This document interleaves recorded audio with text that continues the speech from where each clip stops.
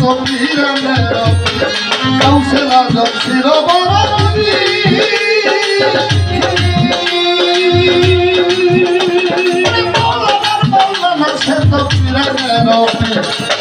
আবু সালে জঙ্গি মুসা ছিল পীরের বাবা ইমাম হাসানের বংশে মারহাবা মারহাবা আবু সালে জঙ্গি মুসা ছিল পীরের বাবা ইমাম হাসানের বংশে মারহাবা মারহাবা ইমাম হুসেনের বংশে ছিল পীরের মা হযরত সৈয়দ উম্মুল খায়ের ফাতেমা ইমাম হুসেনের বংশে ছিল পীরের মা হযরত সৈয়দ উম্মুল খায়ের ফাতেমা তার যেমন বাবা তেমন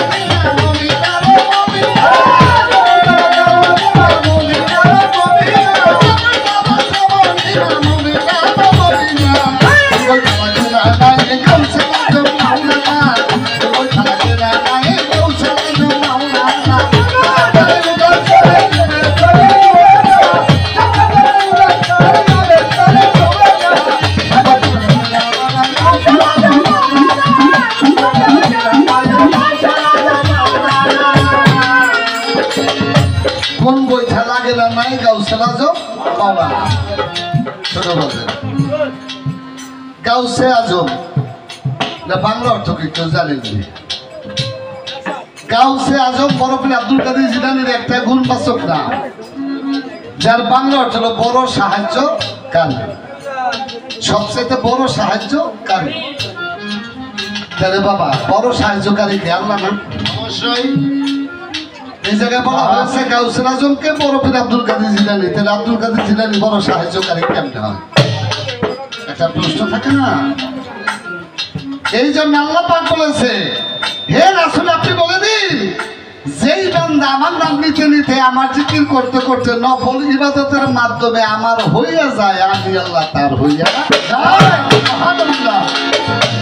তার হাত আমি আল্লাহর হাত, যেই হাত দিয়ে সে ধরে। তার পাও আমি আল্লাহর পাও, যেই পাও দিয়ে সে চলাফেরা করে। আমি আল্লাহর চোখ হয়ে যায় ওই বান্দার চোখ, যে চোখ দিয়ে সে দেখে। আমি আল্লাহর কান হয়ে যায় ওই বান্দার কান, যে কান দিয়ে সে শোনে। তাহলে যার হাত আল্লাহর, পাও আল্লাহর, কান আল্লাহর, সব কিছু আল্লাহর, সে হয় আল্লাহর বন্ধু, আল্লাহর রঙে রঞ্জিত হয়ে তার নাম হয় ওলি আল্লাহ, ওলি আল্লাহ। তাহলে বড় পীর আব্দুল কাদের জিলানী পাও দিয়া ছোঁয়া দিলে যে মরা মানুষ যেতে হয়েছে কোন কান? এই পাও বড় পীরের নাই, পাও হলো সব আল্লাহ। এই জন্য তার একটা হলো গাউসে আজম। তাই কবি বলেছে, কি বলেছে?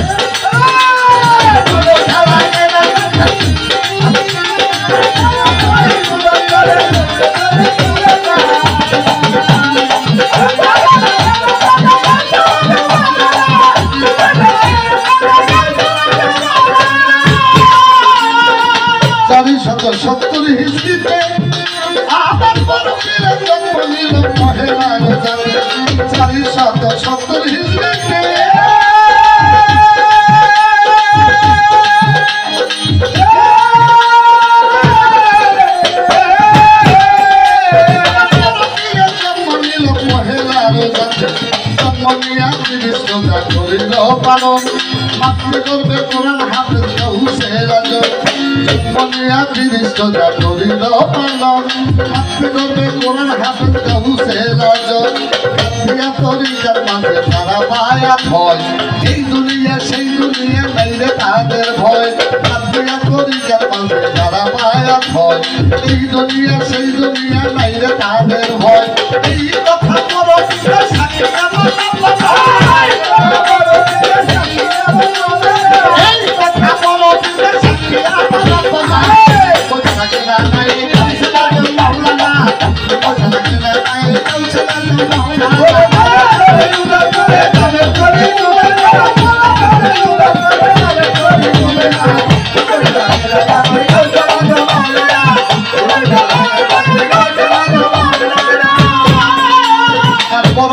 জন্ম নেয় যেদিন, 1100 শিশু সন্তান জন্মিল সেদিন।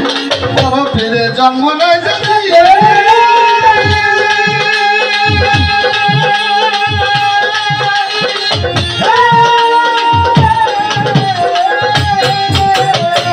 1100 শিশু সন্তান জন্মিল সেদিন।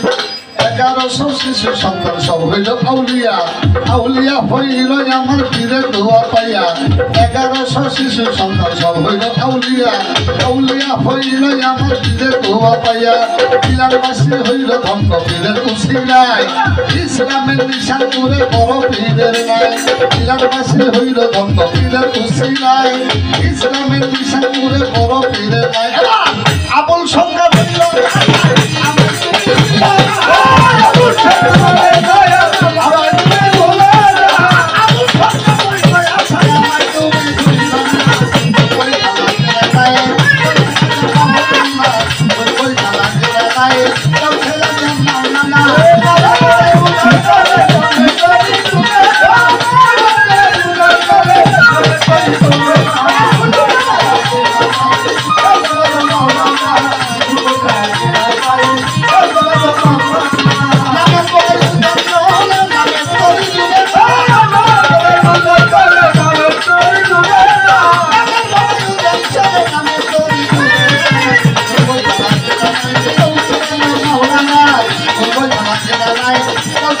Maulana,